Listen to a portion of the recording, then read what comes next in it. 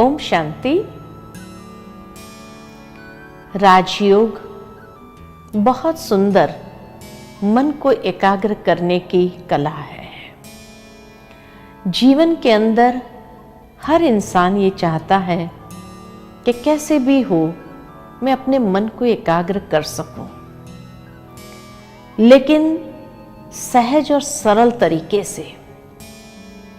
उसके लिए बहुत समय मुझे देना पड़े या बहुत ज़्यादा कोई कष्ट हो तो व्यक्ति वहाँ करना नहीं चाहता है।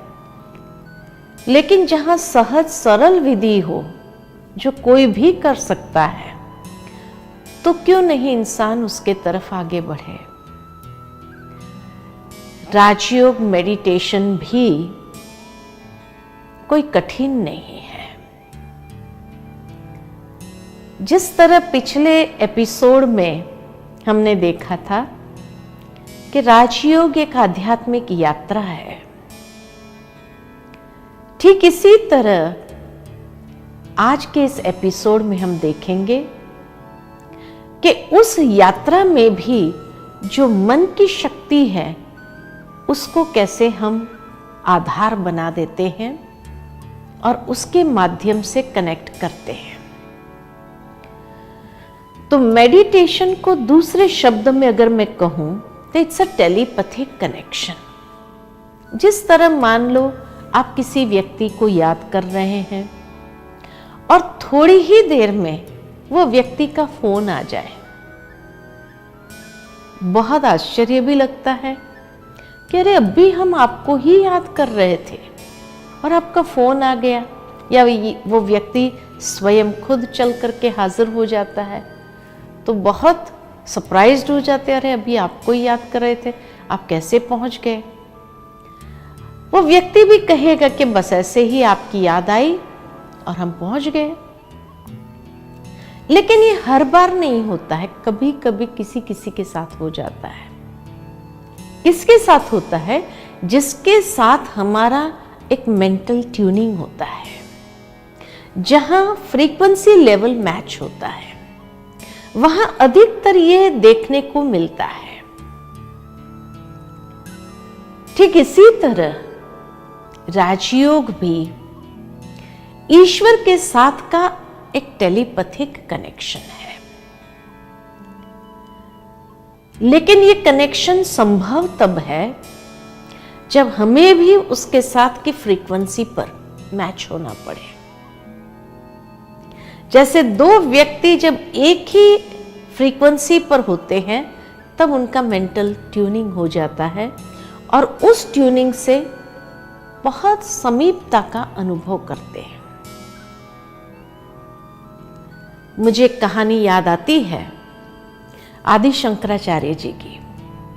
कहा जाता है कि आदि शंकराचार्य जी जब छोटे थे उन्हें संन्यास लेना था, लेकिन मां का मोह इतना था अधिक जो उसने मना कर दिया, मैं तुझे संन्यास लेने नहीं दूंगी। अब आदि शंकराचार्य जी बिना मां की परमिशन के संन्यास कैसे लेते। तो एक दिन मां कपड़े धोने के लिए नदी किनारे पर गई, छोटा आदि शंकराचार्य भी साथ गया।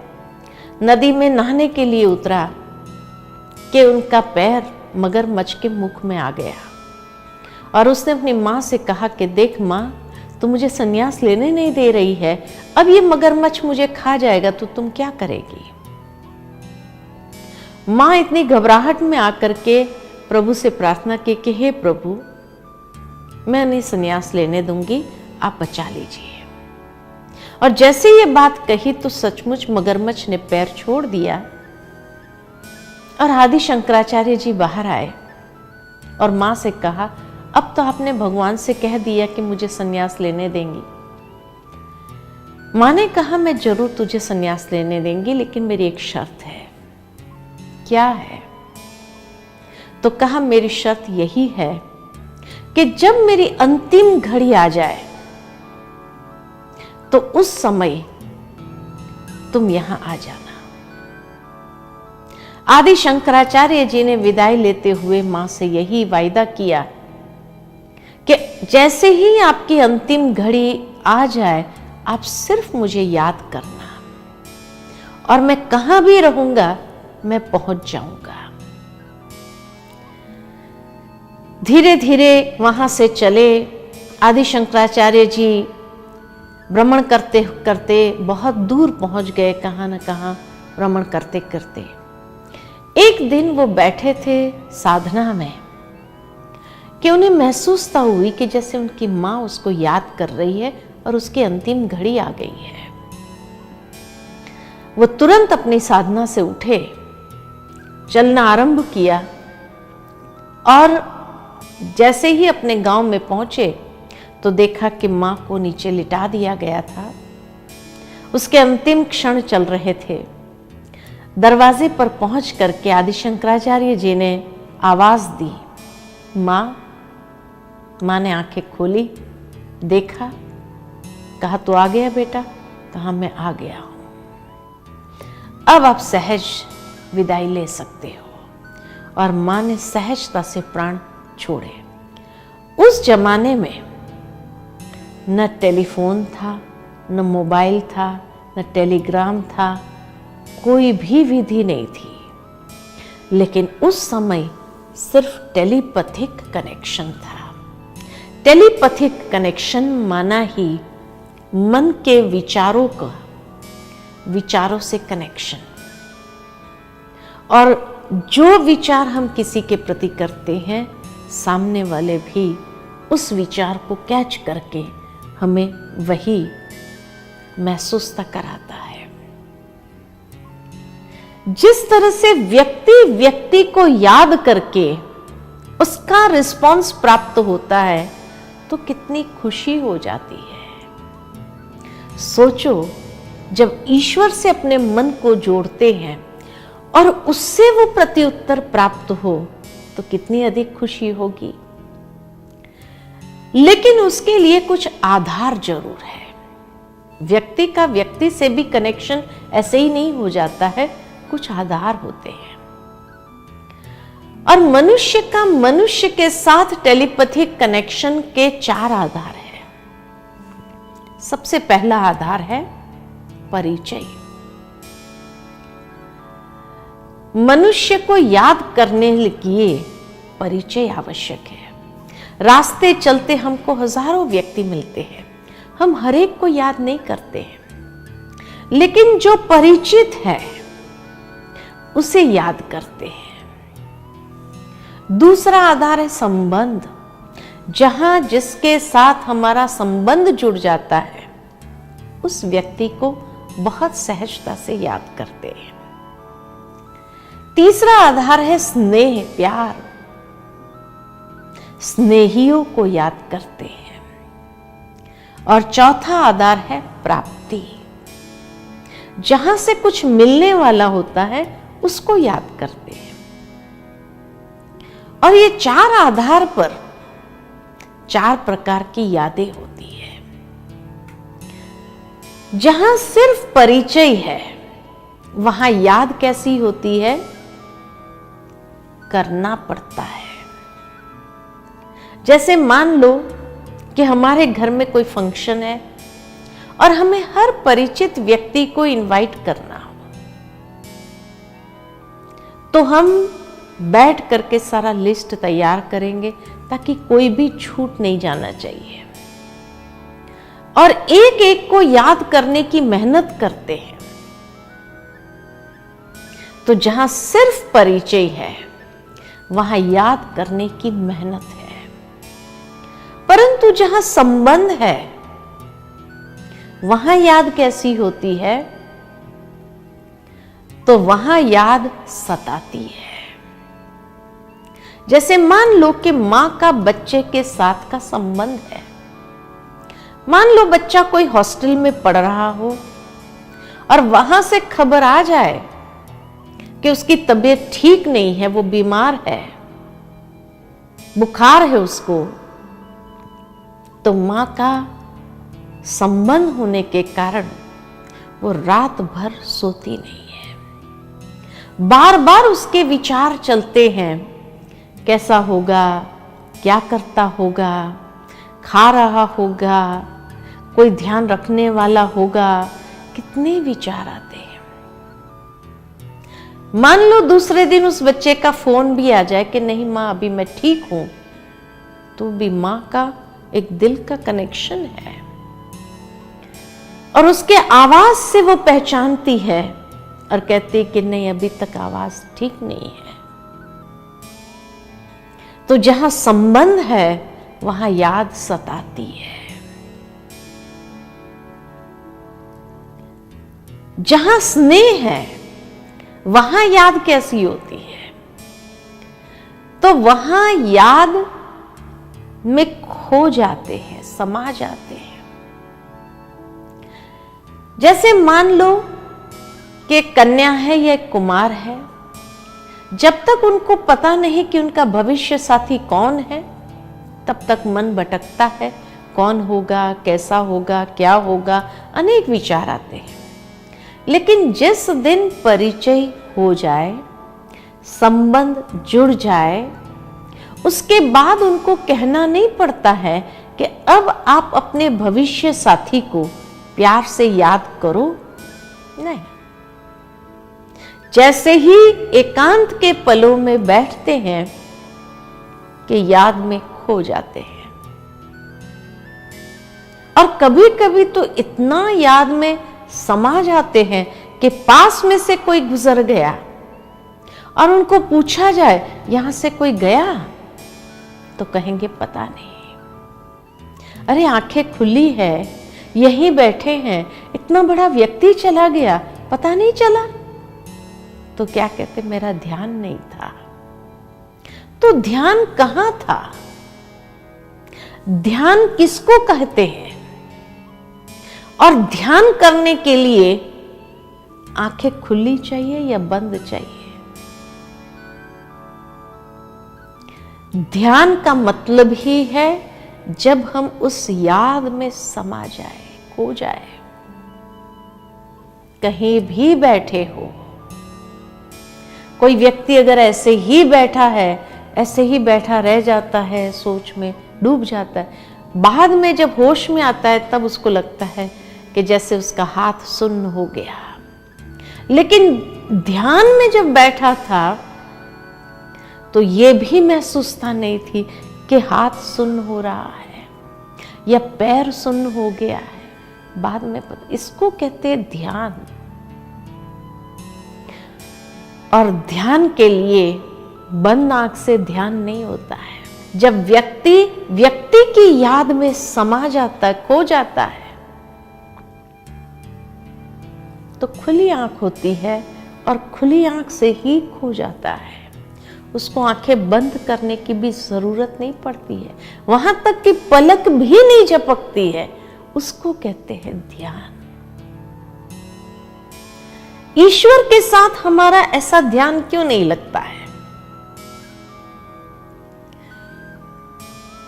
कई लोग कहते हैं मन बड़ा चंचल है, क्या करें, लगता ही नहीं है।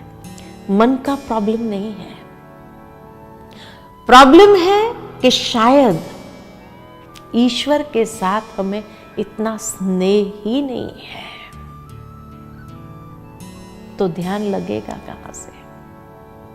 और चौथा, जहां प्राप्ति है वहां याद कैसी होती है? स्वार्थ भरी याद या मतलब भरी याद। जैसे मान लो कि एक बिजनेसमैन हो और उसको कहा जाए कि फलाना व्यक्ति, एक व्यक्ति आएगा फलाने शहर से फलाने दिन, ये होटल में रुकने वाला है। लेकिन अगर उसके साथ बिजनेस कॉन्ट्रैक्ट हो जाए, माला माल हो जाएंगे। जब वो दिन आता है, वो बिजनेसमैन को उसके साथ कांटेक्ट करना है, बार बार फोन लगाता रहेगा, वो पहुंचा नहीं पहुंचा, ताकि मुझे पहली अपॉइंटमेंट मिले और अपॉइंटमेंट मिल करके उसके साथ एक बिजनेस कॉन्ट्रैक्ट कर लेना है, माला माल हो जाएंगे। प्राप्ति का पता है तो सारी रात भी अगर इसका इंतजार करना पड़े तो व्यक्ति करता है या नहीं करता है? अवश्य करेगा। लेकिन एक बार माला माल हो जाए, प्राप्ति हो जाए, उसके बाद कभी उसको याद करता है? मतलब ही नहीं। तो जहां प्राप्ति है वहां याद भी कैसी? मतलब भरी याद, स्वार्थ भरी याद। तो जहां परिचय है वहां करना पड़ता है, संबंध है वहां सताती है, जहां स्नेह है वहां समा जाते हैं, और जहां प्राप्ति है वहां मतलब भरी। अब बताइए, ईश्वर के साथ हमारी याद कौन से प्रकार की है? करना पड़ता है। अगर मुझे करना पड़ता है, मेहनत लगती है, माना परिचय भी मुश्किल से है। इसलिए प्रथम 2 लेसन में हमने स्वयं का परिचय, परमात्मा का परिचय देखा ताकि स्पष्ट हो जाए। अब दूसरा कदम, मेरा कोई उसके साथ संबंध है? उस संबंध को जोड़ करके उसके आधार पर याद करो, क्योंकि संबंध जहां होगा वहां स्नेह स्वाभाविक होगा। अगर संबंध ही नहीं तो स्नेह भी नहीं, और जहां स्नेह है तो प्राप्ति स्वतः है। तो मुख्य ये 4 आधार है, लेकिन आज मनुष्य ने और 4 आधार अपना लिए हैं। इस कारण उन्हें ईश्वर की याद में मन को लगाना मुश्किल हो गया है। और वो 4 आधार कौन से हैं जो आज की दुनिया के मनुष्य ने अपनाए हैं? पहला आधार, जैसे कहा, स्वार्थ भरी याद, यानी ईश्वर के साथ भी एक बिजनेस डील हो गई है। मंदिर जाते हैं मनुष्य तो क्या गाते हैं? हे प्रभु मेरा इतना काम हो जाए तो 2 नारियल चढ़ा देंगे। यानी ये काम का भाव 2 नारियल है। अगर ईश्वर ने कर दिया तो उसको मिल गया, और नहीं किया तो नहीं मिलेगा। तो हमारी याद कैसे हो गई? वो कार्य ईश्वर ही कर सकता है, इसीलिए ईश्वर के साथ एक मतलब या स्वार्थ का संबंध जोड़ करके उसको याद करने का प्रयत्न किया, और स्वार्थ पूरा हो जाता है तो याद भी समाप्त हो जाती है। तो पहली याद स्वार्थ भले अयथार्थ याद है। दूसरी याद, कई बार मनुष्य भगवान को भय से याद करते हैं, डर से याद करते हैं। जैसे मान लो कि किसी व्यक्ति ने एक नियम ले लिया कि मुझे रोज प्रतिदिन 4 माला जरूर करनी है, इतनी देर तो जरूर बैठना होगा और भगवान को याद करना है। अब रोज 4 माला फेरता है, ईश्वर को याद करता है। लेकिन मान लो किसी दिन बहुत व्यस्त रहा, 4 माला करने का टाइम न मिला उसको, तो रात को जाग कर दूसरों को डिस्टर्ब करके भी 4 माला पूरी करनी है। दूसरे जब ये कहते हैं अरे भाई कल 8 कर लेना, तो क्या कहते हैं? नहीं नहीं, भगवान नाराज हो जाएंगे। अरे भगवान नाराज क्यों होंगे? मान लो कि आपने अपने बच्चे को कोई काम दिया, वो नहीं कर पाया किसी और व्यस्तता के कारण, तो आप नाराज हो जाएंगे, उसको श्राप दे देंगे? नहीं। और ये अगर वो जाग कर पूरा करने का प्रयत्न करते हैं तो क्या कहते हैं? अरे कल कर लेना, कोई बात नहीं बेटा, सो जा।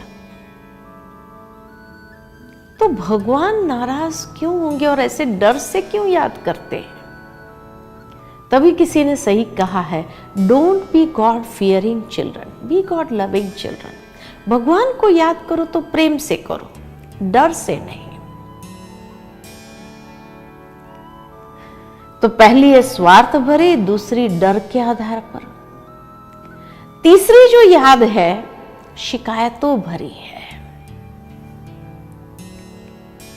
कि ईश्वर के साथ एक शिकायत है हमारी। क्या शिकायत है? कि जब अड़ोसी पड़ोसी को देखते हैं, उनके पास जो है वो हमारे पास नहीं है, तो हमें जो मिला है उसका एहसान नहीं, लेकिन जो नहीं मिला है उसकी शिकायत जरूर है कि हे प्रभु, मेरे पड़ोसी या मेरे मित्र को तो इतना कुछ दे दिया, मेरे संबंधियों को इतना कुछ दे दिया, हमारा भाग्य लिखते समय क्या हो गया था? शिकायत है। जो मिला है उसका एहसान नहीं है, नहीं मिला है उसकी शिकायत जरूर है। तो शिकायतों भरी याद, फरियाद, वास्तव में फिर याद करते रहे, फरियाद नहीं करे। और चौथे प्रकार की याद है जो भी अयथार्थ, कोई न कोई अयथार्थ संबंध जोड़ करके याद करना। कई बार लोग ईश्वर को मालिक कह देते हैं और खुद को दासों का भी दास समझ लेते या दासपना। तो कहते भगवान तो मालिक है, हम तो उसके चरणों के दास हैं, उसके चरणों की धूल है। अब अयथार्थ संबंध जोड़ लिया तो प्राप्ति क्या होगी? जैसे मान लो कि एक गली है जहां कुछ बच्चे खेल रहे हैं। अब वहां कोई व्यक्ति आता है और पूछता है, भाई ये गाड़ी किसकी है? जिस बच्चे के पिता की गाड़ी होगी ना, वो खड़ा हो जाएगा, हमारी गाड़ी है। क्यों? उसने खरीदी नहीं की, उसको चलाना नहीं आता है, फिर भी वो समझता है कि जो मेरे पिता का सो मेरा है ही है। लेकिन वहीं अगर ड्राइवर भी खड़ा है, खुद चलाता है, फिर भी अपनी नहीं समझ सकता है। क्या कहेगा? मालिक की गाड़ी है। ये अंतर हो गया। मालिक के सामने अगर घर का दास आता है या कारोबार से कोई व्यक्ति आया जो वहां सारा कारोबार संभालता है, आकर मालिक से कहेगा मुझे 1000 रुपए की आवश्यकता है, तो मालिक यूं ही निकाल करके 1000 रुपया नहीं दे देगा, पूछेगा किस लिए चाहिए। मान लो वो व्यक्ति ने कहा फलाना काम है इसलिए मुझे चाहिए, और आपको मालूम है कि वो कार्य 500 रुपये में हो जाता है, 1000 रुपया कुछ ज्यादा ही मांग रहा है, तो क्या करेंगे? कहेंगे वैसे तेरा कार्य 500 रुपये में हो जाएगा, फिर भी थोड़ा एक्स्ट्रा देता हूं मैं, अगर कम पड़े तो। पूरा 1000 रुपया निकाल करके नहीं दे देता है। और वही अगर बच्चा आ जाए और उसने कहा मुझे 100 रुपया चाहिए, और आपके पास 100 रुपया छुट्टा नहीं है, 500 की नोट है, तो क्या करेंगे? 500 दे देंगे? पूछेंगे पूछने खातर किस लिए चाहिए? ये अंतर है कि बच्चे ने मांगा तो 5 गुना मिल गया, और दास ने मांगा आधा से कम मिलता है या आधा मिलता है। तो ईश्वर के साथ भी कौन सा संबंध जोड़ना उत्तम माना जाता है? दास का संबंध या बच्चे का संबंध? तो इसीलिए ईश्वर के साथ भी यथार्थ संबंध जोड़े। जब यथार्थ संबंध जोड़ते हैं तो मन सहज ही स्नेह के वश उस परमात्मा के सानिध्य में चला जाता है, और जब मन उसकी याद में चला जाता है सहज ही, तो प्राप्ति भी वैसी होने लगती है। तो यह है यथार्थ राजयोग का आधार और विधि। आगे हम देखेंगे आगे के सत्र में कि कितने संबंध हम ईश्वर के साथ जोड़ सकते हैं। ठीक है। ओम शांति।